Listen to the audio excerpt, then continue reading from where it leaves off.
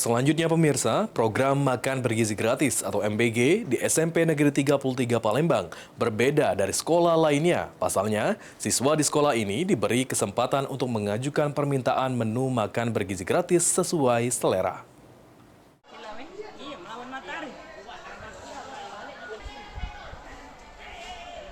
Pelaksanaan program makan bergizi gratis di SMP Negeri 33 Palembang berbeda dari sekolah lainnya. Ditemui pada Selasa 30 September 2025, Wakil Kepala SMP Negeri 33 Palembang, Sri Dewi Harti mengatakan, dalam pelaksanaan MBG, siswa bisa mengajukan request menu sejak Maret 2025 dengan menuliskan surat di wadah MBG.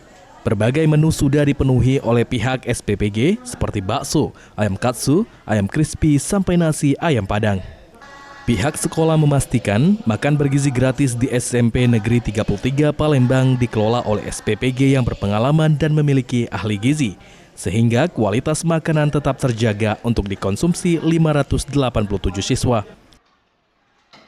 Keinginan dari anak, pihak sekolah tetap memantau. Jadi dalam arti kata adalah anak itu menyampaikan, Bu, tadi saya request untuk makanan dalam minggu depan.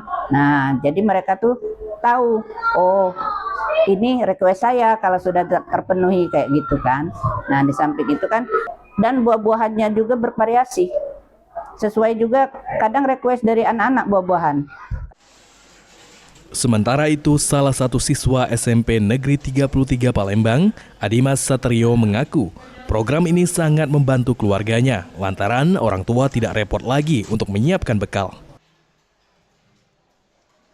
Requestnya bagaimana? Dilepas ke kertas, masuk ke dalam MBG itu. Ya. Terus kemarin request apa Dimas? Request nasi padang. Sama soto. Kenapa request itu Dimas? Karena wong Indonesia tuh senangnya yang pecah, makan pedas-pedas, yang berkuah-kuah. Adimas berkeinginan ke depan bisa melakukan request menu melalui kotak saran MBG yang dibuka seminggu sekali atau sebulan sekali. Muhammad